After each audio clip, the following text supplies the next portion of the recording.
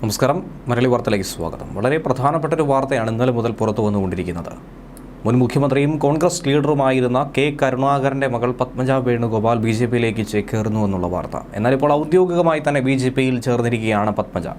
BJP ദേശീയ ആസ്ഥാനത്ത് നടന്ന ചടങ്ങിലാണ് അവർ പാർട്ടി അംഗത്വം സ്വീകരിച്ചിരിക്കുന്നതും തൊട്ടു പിന്നാലെയുള്ള പത്രസമ്മേളനത്തിൽ പങ്കെടുത്തതും.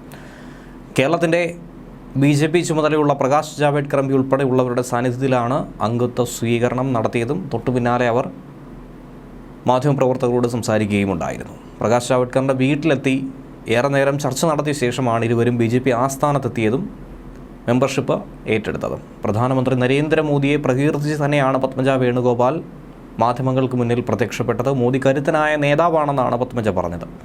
കോൺഗ്രസുമായി വളരെ കാലമായി അകൽച്ചയിലായിരുന്നുവെന്നും ഇതോടൊപ്പം തന്നെ അവർ പറയുന്നുണ്ട്.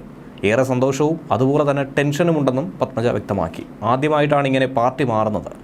കുറേ വർഷങ്ങളായി കോൺഗ്രസുമായി ബന്ധപ്പെട്ട പ്രശ്നങ്ങളുണ്ടായിരുന്നു, പ്രത്യേകിച്ച് നിയമസഭാ തിരഞ്ഞെടുപ്പിന് ശേഷം. ഹൈക്കമാൻഡിൽ പലതവണ പരാതി സമർപ്പിച്ചെങ്കിലും യാതൊരു മറുപടിയും തനിക്ക് കിട്ടിയിരുന്നില്ല. നേതൃത്വവുമായി ചർച്ച നടത്താൻ പലതവണ എത്തിയെങ്കിലും അതിനുള്ള അനുവാദം പോലും തരികയുണ്ടായിരുന്നില്ല. എൻ്റെ അച്ഛനും ഇതേ അനുഭവമാണ് കോൺഗ്രസിൽ നിന്നും പലപ്പോഴും അനുഭവിക്കേണ്ടി വന്നതെന്നും പത്മജ കൂട്ടിച്ചേർത്തു.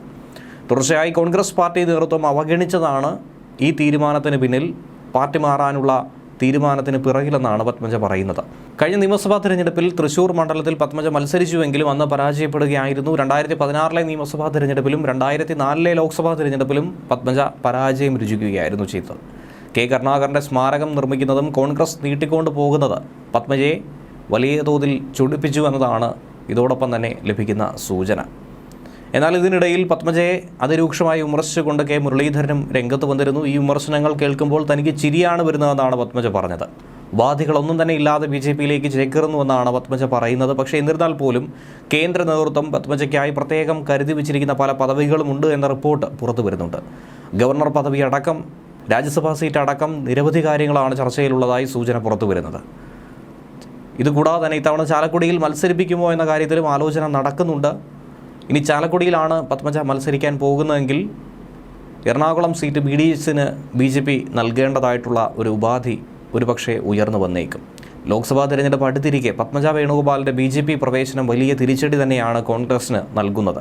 പ്രത്യേകിച്ചും കോൺഗ്രസിൻ്റെ കരുത്തനായ ലീഡറുടെ മകൾ തന്നെ BJPയിലേക്ക് എത്തിയിരിക്കുന്നുവെന്ന് പറയുന്നത് കോൺഗ്രസിലുള്ള വിശ്വാസ്യതയെ ചോദ്യം ചെയ്യുന്ന ഒരു നീക്കമായി തന്നെ ഇതിനെ പലരും വിലയിരുത്തും.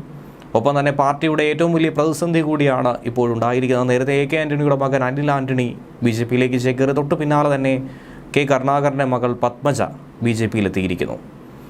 അപ്പോൾ വലിയ തോതിലുള്ള ഒരു പ്രതിരോധത്തെ നേരിടാൻ തന്നെയാണ് കോൺഗ്രസ് ഇനി തയ്യാറെടുക്കേണ്ടത്, പ്രത്യേകിച്ച് തിരഞ്ഞെടുപ്പ് അടുത്തിരിക്കുന്ന സാഹചര്യത്തിൽ. ന്യൂസ് ഡെസ്ക് മലയാളി വാർത്ത.